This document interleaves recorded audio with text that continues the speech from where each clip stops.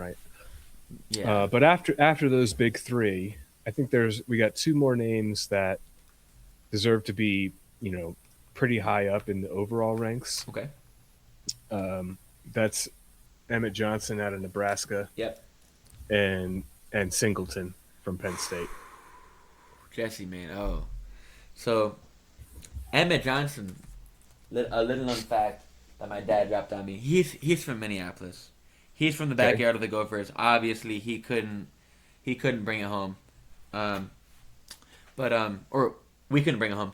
But man, those two guys from Penn State, you gotta prefer Singleton.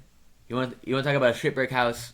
He's an athletic specimen, Hmm. and I mean, we were just talking off air. They that Penn State team dropped a lot of stock this year, and Singleton could have already been in the NFL and been a rookie and probably produced because he's that guy. So, I mean, do you have a preference? Is there a case for here's like a two part question? Is there a case for Johnson, Singleton, or somebody else to be in the Price and Coleman tier, or and do you prefer Emma Johnson or Singleton straight up?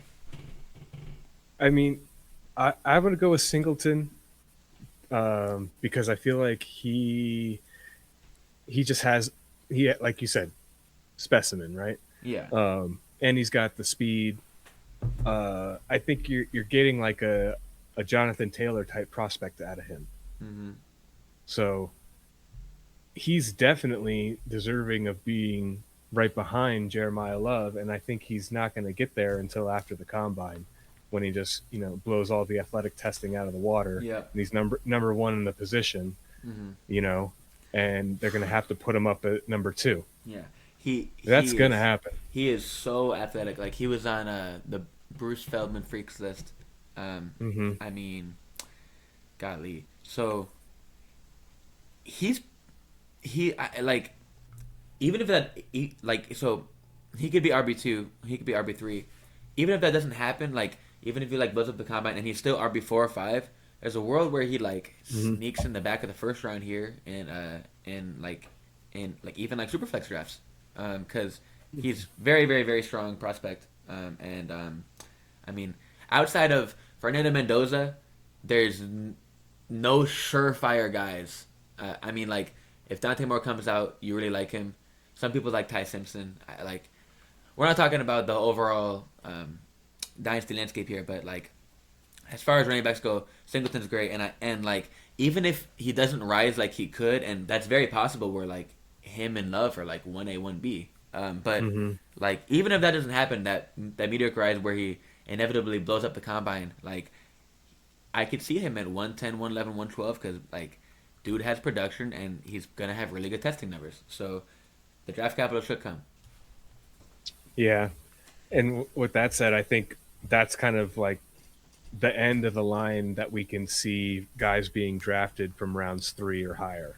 I Okay. think everybody else in this list is, with the exception of Katron Allen, who's a bit of a wild card. I think he's like on the fence. I think he could go round three, but most likely going later, Yeah. uh, depending on the testing, probably. Man. Yeah. I mean, like Katron Allen, that's gonna be on my monster. I mean, like I don't think he's quite at the Jonah Coleman because like he's a couple inches taller. But Hmm. man, like big, big time production. I mean, and we're looking at I think 3 or maybe even 4 straight 1,000 yard seasons for him. So like uh, in the same mold as the Notre Dame backs, like Notre Dame and Penn State are gonna like comprise 50, 60, or 70% of the production of this entire running back class.